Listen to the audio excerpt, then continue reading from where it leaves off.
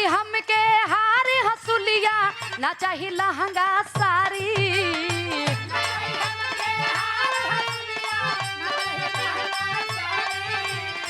ना चाही हमके हार हसुलिया, ना चाही लहंगा साड़ी। आई छोड़ के रउआ बम्बे, हो आई छोड़ के रउआ बम्बे, धली आजे बिहार के गाड़ी। आई छोड़ के रउआ बम्बे, धली आजे बिहार के गाड़ी।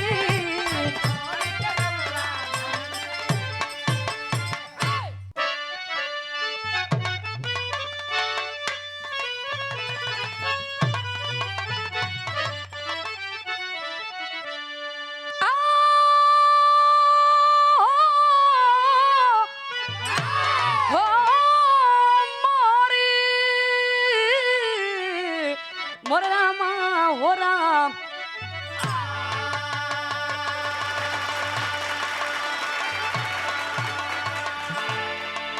चार लाइन कवि जी भूमिका में भाव लिखले बड़ा भाव है का।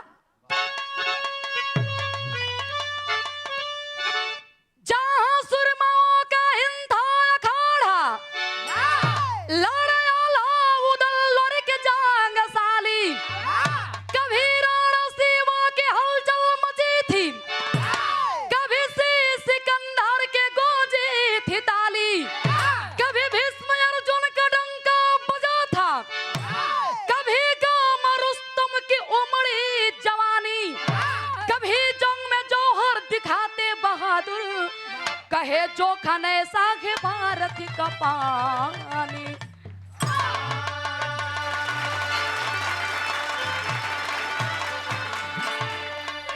हमारे विरह में हल्का वीर भाव सुने के मिली और श्रृंगार रस और हास रस के आप लोगों ने मजा ली हन।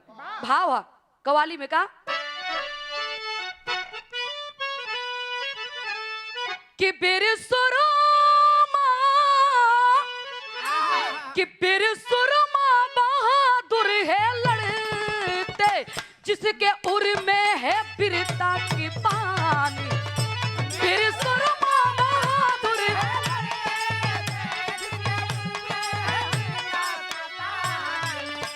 फिर सुरमा बहादुर है लड़ते, जिसके उर में है वीरता की पानी। अरे आधे तूफान को मोड़ देती, जिसकी जंगली होती जवानी।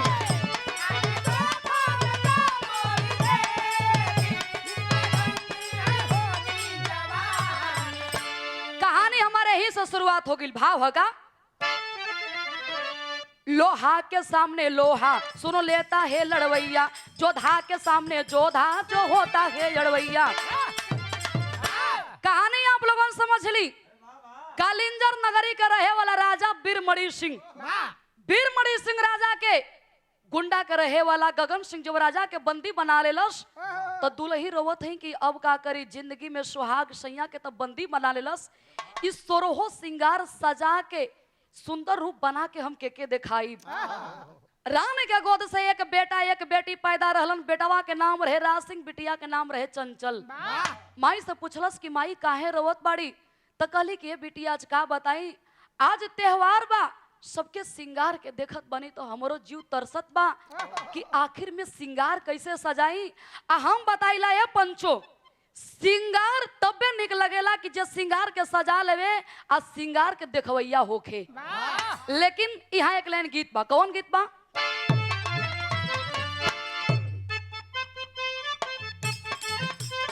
कौन लड़की बतावे? यह कहल सखिन से का, अइले मोरे राजा लेके ढोल बाजा,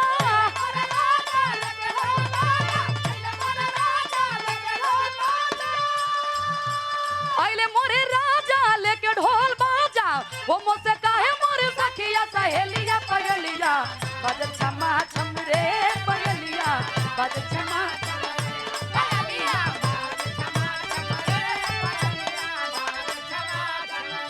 चंचल भैया के साहस बढ़ावत है कि भैया माई सिंगार बिना तरसत है।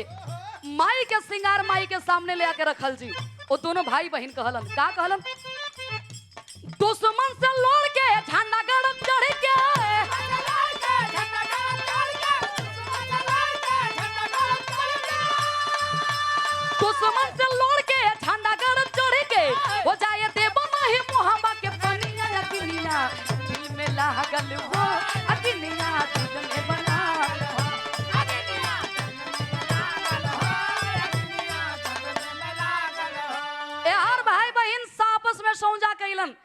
कि बहिनी ओकरे किला पर चढ़ाई कैल जी, बाबू के छोड़ावल जी। लेकिन कैसे? चंचल कलश की जौन अपने रूप में अपने भेष में हुआ, ई अपन पोशाक हमके दे दा, हमार वाली पोशाक तू पहिन ला। कलम पागल हूँ का, हम मर्द मेहरारू कैसे बन सकीला? कलश की भैया वक्त अइला पर ऐसा करे के होले, बहिन के मात भैया मान के, बहिन के बात मान के भैया करत होन का। कवित में कहा नाम बा, तन पर सिंगार सजावत होन का। कैले का जरा कटार खन के चूड़ी चटकदार, गले मोती अन के हार घेरादार लहंगा, चोली में कोली के सजौला छम छम पायल के, होटल में जुल्फा लहरौले झोपेदार लहा, टिकुली लिहले लगाई हिरनी जैसन थिरका, होटल चले लहराई ढले प्यार लहा, तेगा लिहले तलवार थिरका चला दहिया झार, तेगा लिहले तलवार थिरका चला दहिया झार, देखा देखा आँख मार धारीदार लहंगा। यार शरीर पर सिंगार सजोलन, आंख में मरकावा काजर, होठ पर होठ लाली, अरे सिंगार उंगार सजा के खूब कचकचवा रूप बना के जब चललन, तब देखे वाला जितना मर्द वन लार चुअत है।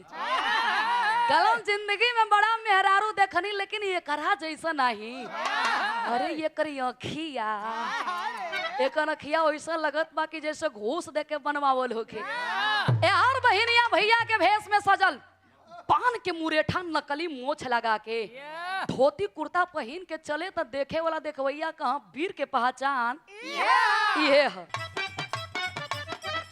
दादा रे दादा ही लइका, दादा रे दादा ही लइका, कब से पड़ल बा हमरा पीछे, दादा रे दादा ही लइका, ताके लगा बक्का नखिया, ताके लगा बक्का नखिया, अखिया मारी ओढ़निया के नीचे, दादा रे दादा ही लइका, कब से पड़ल बा हमरा पीछे।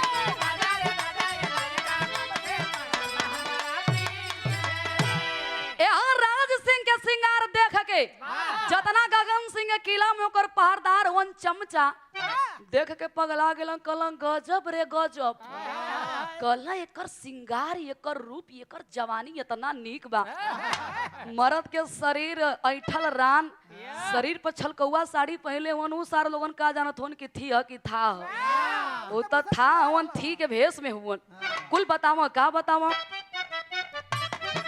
दादा रे दादा गी नागिन, दादा रे दादा गी नागिन, पिया लागता सबके मुआगी, दादा रे दादा गी नागिन, पिया लागता, मारे ले मुस्की चवनिया, मारे ले मुस्की चवनिया, रनिया बिजली कहाँ गिरागी, दादा रे दादा गी नागिन, पिया लागता सबके मुआगी।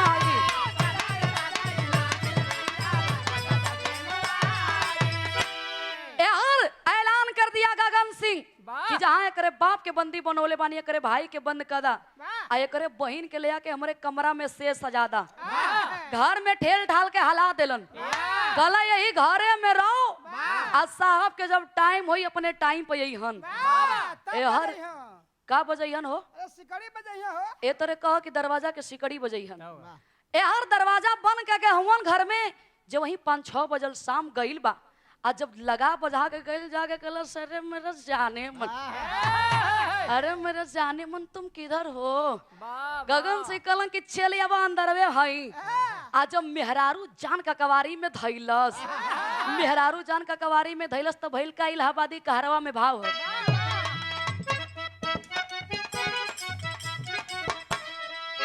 मर मर मर के ला पलंग रही रही उठेला, मर मर मर के ला पलंग रही रही उठे ला तरंग, फर फर फर के अंग अंग वैसे जारी, फर फर फर के अंग होते दरिया पे, होते दरिया, फर फर फर के अंग, उमड़े दोनों तरफ जवानी चम चम चम के रात, उमड़े दोनों तरफ जवानी चम चम चम के रात, रानी टूटल ना बंधा के पानी वैसे जारी यार, लड़की जान के हंसी मजाक होत बा, तब तक से राज सिंह के शरीर के खून खौले लगल, झटा के पलंग के नीचे भगलन। कला मेहरारू के सिंगार देख के पगला गिला, हम थी ना हई था हई। आज जब असली भेष में भइलन तो भइल का टेरी में लिखे के पड़ल।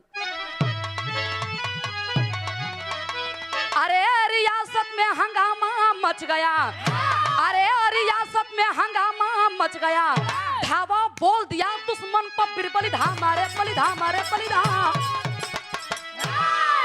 हर बहनिया तलवार लेके कुदा लेलस हमरे सिंगार पर।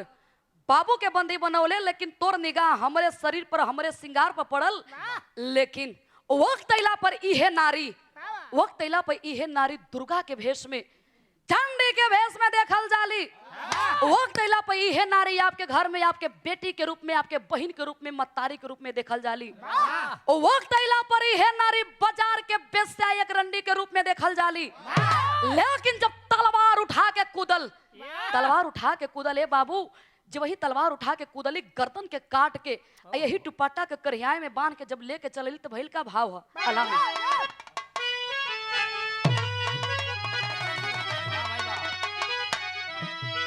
अरे हर दम धर्म के जीत बोला दुनिया में,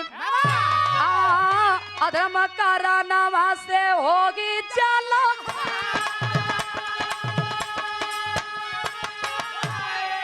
शेरवा के बेटा होशियार नहीं हुई,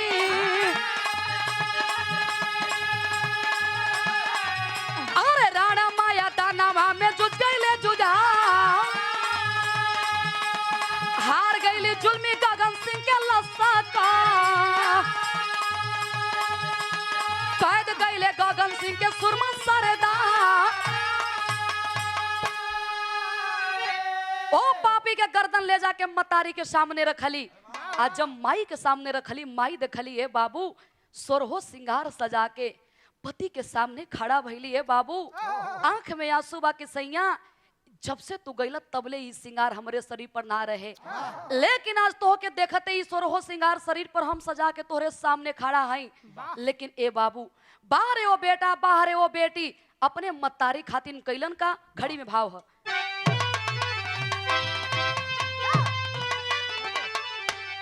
आइले जीत जंग के जंग साली, आर मोहब्बा के नगरी, रखले नाहर नौजवान हो पूर्वज की पगड़ी।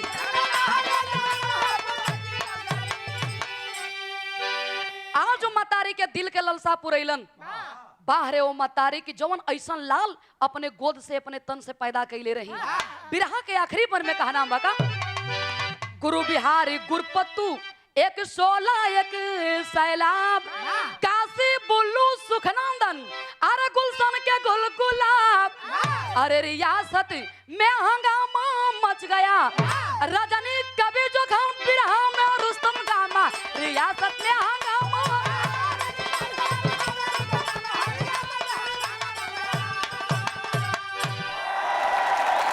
अरे वाह, जथा नाम तथा गुण।